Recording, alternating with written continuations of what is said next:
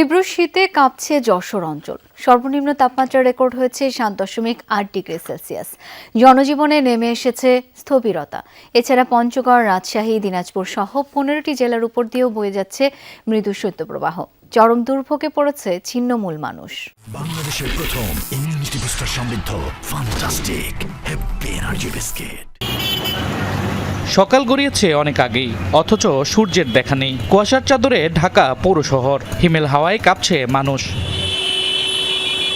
যশোরে দেশের সর্বনিম্ন তাপমাত্রা রেকর্ড করা হয়েছে 7.8 ডিগ্রি সেলসিয়াস। রোদের সাথে হিমেল হাওয়ায় কাঁপছে যশোরের জনজীবন। শীতের তীব্রতায় স্বাভাবিক কাজকর্ম চলছে ধীরগতিতে। এই শীতে খুবই কষ্টকর, আমাদের কাজ কাম এমন একটা হতেছে না। আমাদের রিস্কালা, ভ্যানালা, মজুরি খাটা লোক, চার দোকান, আমরা খুব কষ্টের মধ্যে আছি ভাই। এদিকে পঞ্চগড়, রাজশাহী, দিনাজপুর, খুলনা, গোপালগঞ্জ সহ 15টি জেলার তাপমাত্রা নেমেছে 10 ডিগ্রির নিচে। শীতের তীব্রতায় স্থবির হয়ে পড়েছে জনজীবন। সবচেয়ে বেশি কষ্টে ছিন্নমূল ও নিম্নআয়ের মানুষ। কনকনে শীতে কাজ করতে পারছেন না কৃষকেরা। শীতের ভিতরে বের হতে হয়, আমাকে কাজ করতে হয়।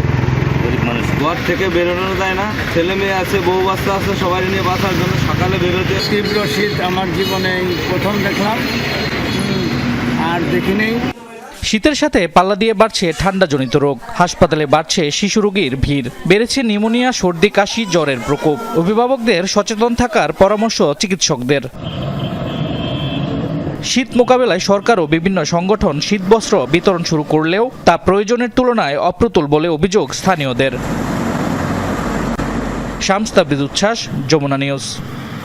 সহকর্মীদের কাছে আবহাওয়া পরিস্থিতি জেনে নিতে চাই। শুরুতেই চুয়াডাঙ্গার খবর জানবো সহকর্মী জিসান আহমেদের কাছ থেকে। জিসান, বেলা শেষে চুয়াডাঙ্গায় শীতের তীব্রতা কতটা অনুভূত হচ্ছে?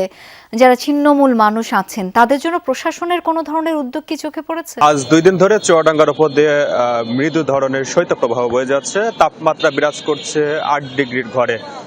আমরা যখন দেখেছিলাম আজকে দিনের বেলা বাড়ার পর সূর্যের দেখা মিলেছে খানিকটা, সেই সূর্যে আসলে খুব বেশি উত্তাপ নেই, প্রখরতা নেই, বরং উত্তর থেকে বয়ে আসা কনকনে ঠান্ডা বাতাসের কাছে কিন্তু এই জনজীবন, এই জনপদ কাবু হচ্ছে।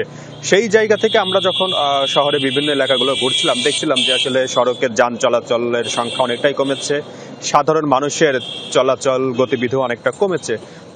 যারা আসলে একেবারে দিন আনা দিন খাওয়া শ্রমজীবী রয়েছে তারা কিন্তু কাজের সন্ধানে ঘর থেকে বাইরে বের হয়েছেন, বাইরে বের হয়ে অলস বসে থাকতে হয়েছে, এবং যারা কাজ পাচ্ছেন তারাও কিন্তু তাদের কাজটা ঠিক মতো শেষ করতে পারছেন না। এই শীতের কারণে, ঠান্ডার কারণে আসলে তাদেরও কিন্তু এই বেগ পেতে হচ্ছে। একই সাথে কিন্তু চুয়াডাঙ্গা সদর হাসপাতাল সহ বিভিন্ন চিকিৎসা কেন্দ্রে শীতজনিত রোগের প্রাদুর্ভাব বেড়েছে। চুয়াডাঙ্গা সদর হাসপাতালে প্রতিদিনই শিশু এবং বৃদ্ধ যারা রয়েছে তারা কিন্তু ডায়রিয়া সহ নানা ধরনের শীতজনিত রোগে আক্রান্ত হচ্ছেন এবং তারা চিকিৎসাও নিচ্ছেন। শহরের যেসব ফুটপাতগুলো রয়েছে, ফুটপাতের দোকানগুলো রয়েছে, অর্থাৎ পুরাতন কাপড়ের দোকান, সেই পুরাতন কাপড়ের দোকানগুলো বেশ জমজমাট হয়ে উঠেছে। এখন যেহেতু সূর্য অস্ত যাচ্ছে, সেই নতুন করে আবার শীত জেঁকে বসেছে। সহসাই কোনো বেশি সুখবর দিতে পারছেন না আবহাওয়া অফিস, ফলে তাপমাত্রা কিন্তু আরো কিছুদিন এরকম থাকতে পারে। শাওন। জিসান, ধন্যবাদ আপনাকে। একটু রাজশাহীর পরিস্থিতি জেনে নিতে চাই। তারেক মাহমুদ সঙ্গে আছেন। তারেক, মৃদু শৈত্যপ্রবাহ কতটা দুর্ভোগে পড়েছে সাধারণ মানুষ? শাওন, অনেকটাই দুর্ভোগে পড়েছে সাধারণ এবং খেটে খাওয়া তৃণমূল যারা মানুষ রয়েছে। কারণ সকাল এবং বিকেলের পর থেকে ঠান্ডা কনকনে বাতাসে একদমই জনজীবন বিপর্যস্ত, এবং বলা যায় যে একদম হাড় কাঁপানোর যে এই ঠান্ডা কনকনে ঠান্ডা বাতাস, সেটি হওয়ার সাথে সাথে মানুষজন একদমই রাজশাহীর জনজীবন বলা যায় যে অনেকটাই স্থবির হয়ে পড়েছে। এবং আজকে সর্বনিম্ন তাপমাত্রা 8.4 ডিগ্রি সেলসিয়াস এবং বাতাসের আর্দ্রতা ছিল 61%, এবং সর্বোচ্চ তাপমাত্রা 22.5 ডিগ্রি সেলসিয়াস। এবং আমি যেমনটি দেখছি যে রাজশাহীতে সকাল থেকে কিন্তু সূর্যের দেখা মিলছে না, তবে গত কালকে এবং আজকে এই 2 দিন দুপুর থেকে কিন্তু কিছুটা সূর্যের দেখা মিলেছে। এবং সকালে যে ঘন কুয়াশা, হিম বাতাসের কারণে প্রতিদিনই কিন্তু শীতের যে দাপট সেটি বাড়ছে, এবং এতে যে দারিদ্র্য খেটে খাওয়া মানুষের ভোগান্তি সেটি বেড়েছে।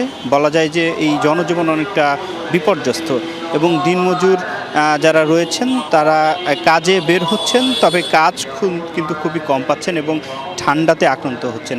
অন্যদিকে আমি যতটুকু দেখছি যে ছোট বাচ্চা যারা রয়েছে স্কুলগামী একদমই ছোট বাচ্চা, তাদেরকে তাদের যারা পরিবার রয়েছে খুবই গরম কাপড় পরিয়ে তারা বাইরে বের করলেও অনেক রোগে কিন্তু ঠান্ডাজনিত রোগে আক্রান্ত হচ্ছেন এবং চিকিৎসকরাও বলছেন যে এই সময়টিতে ছোট ছোট যে বাচ্চা রয়েছে এবং অসুস্থ বয়স্ক মানুষদের খুব প্রয়োজন না বের হলে আসলে বের হওয়ার জন্য বারণ করছেন। এবং এখন পর্যন্ত সরকারিভাবে জেলা প্রশাসনের পক্ষ থেকে যে কম্বল, যে গরম পোশাক এবং কম্বলের যে বিতরণ, সেটি কিন্তু খুবই অল্প পরিমাণে চাহিদার তুলনায়, এবং বলা যায় যে প্রতিদিনই কিন্তু শীতের যে তীব্রতা এবং কনকনে ঠান্ডা বাতাস রাজশাহীতে সেটি রয়েছে। শাওন, তারেক, ধন্যবাদ আপনাকে।